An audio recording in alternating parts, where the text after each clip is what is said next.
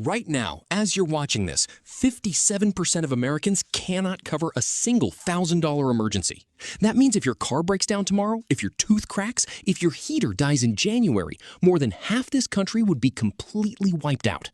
No savings, no cushion, just panic, credit cards, and debt that takes years to undo. But here's what nobody talks about: the other half. The people who already have that $1,000 sitting there.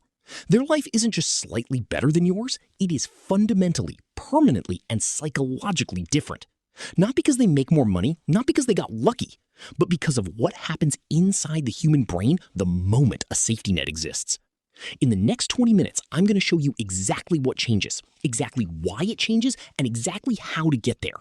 Because the $1,000 isn't the goal, it's the door. And everything on the other side of it is different. Every month, you get paid. And for a few days, maybe a week, you feel okay. Bills are covered, there's food. But then something happens. It always does. The car needs brakes, the phone screen cracks, a medical bill shows up and the moment that unexpected expense hits, that familiar feeling drops into your stomach. That cold, anxious. You start doing the math in your head. If I push this bill to next month, skip this payment, borrow from here, it becomes a mental juggling act that never fully stops. And that mental juggling, that constant low-level financial calculation running in the background. In 2013, Harvard researchers Sendhil Mullainathan, they discovered what they called the bandwidth tax. Financial stress doesn't just make you anxious. People under significant financial stress performed as if they had lost 13 IQ points compared to people who weren't. And here is what makes it a trap. The worse your financial situation, the more bandwidth it consumes. The more bandwidth consumed, the worse. You buy the more expensive thing because you're too mentally exhausted to comparison shop. You skip important tasks because your brain is full. This is not a character flaw. This is not laziness or poor discipline. This is your brain operating under a cognitive load it was never. And the financial system makes it actively worse. Late fees when you can't pay on time. Higher interest rates when your credit score drops. Before we go further, I need you to understand something about your own brain, because this is where it gets genuinely fascinating. Deep inside your skull, there is a structure called the amygdala. It's your brain's threat detection system. When your bank account is empty or near empty, your amygdala is firing on a low level constantly. Background alert, persist. That chronic, sustained stress response keeps your body in what neuroscientists call sympathetic activation, the fight or flight state. To build this $1,000, especially if you're currently paycheck to paycheck. And I want to be completely honest with you here. If you're operating under genuine financial scarcity, generic advice like just spend less is not only unhelpful, it's actually insulting. You know you should spend less. The barrier isn't information, it's system design. So here are 5 specific, mechanically sound methods, not motivational tips, actual systems for building your first $1,000 regardless of your current income level. Method 1, the automation lock. Open a separate savings account, completely separate from your checking, right now. Name it Emergency Fund.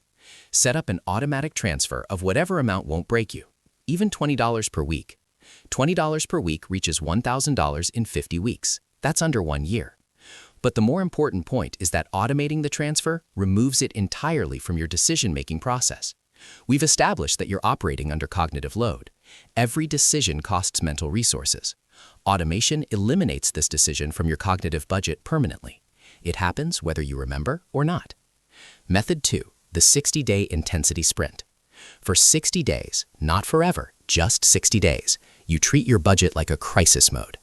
Every non-essential expense is paused. No eating out, no streaming services you haven't used in the past 30 days, no impulse purchases, no convenience spending. Every single dollar freed up goes directly and immediately into the emergency fund.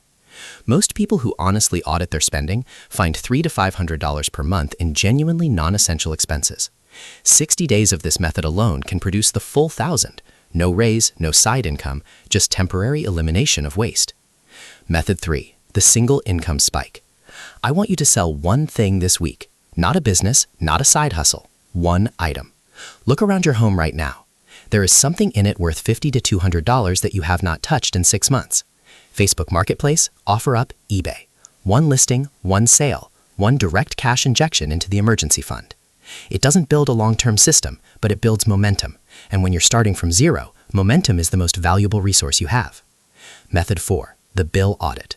This one takes a single afternoon and most people find it shockingly productive. Call or review every recurring subscription. $1,000 is not where the story ends. Nobody becomes financially free on an emergency fund. I'm not going to pretend otherwise. But it is, without question, without debate, supported by every credible financial researcher and behavioral economist I've ever studied, the single most important financial threshold in your entire journey. More important than getting to 10,000, more important than paying off debt, more important than starting to invest. Because without this foundation, every other financial goal you pursue is structurally fragile. One car repair, one unexpected medical cost, one missed paycheck, and everything you built collapses back to zero.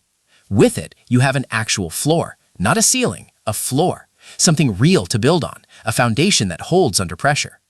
Every serious personal finance framework, Dave Ramsey's Baby Steps, the FIRE movement starting point, every behavioral economics model puts this exact step first, not investing, not that payoff, this. The people who have it think about money differently than the people who don't. Not because of intelligence, not because of luck, because the neurological conditions for clear, long-term financial thinking finally exist in their brain. And now that you understand exactly what is waiting on the other side of that line, you know with complete clarity what you are building toward. Not just $1,000, a different brain, a different relationship with fear, a different idea. If you've been with me this far, I want you to do one specific thing before this video ends and you move on with your day. Open your banking app right now. Look at your current balance. Don't judge it, don't analyze it, just look at it. That number, whatever it is where your story currently is, not where it ends.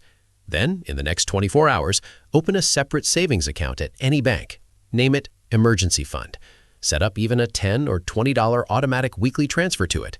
That's the entire action. One account, one name, one automated transfer. That is step one. That is how every single financial transformation begins. You don't need motivation. You don't need discipline.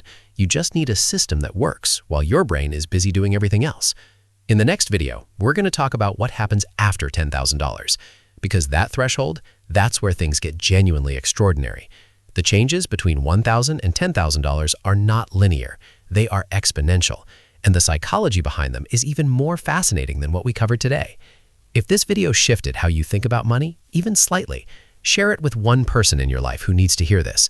Not for me, because this specific information has the power to change the trajectory of someone's financial life. Subscribe so you don't miss the $10,000 video.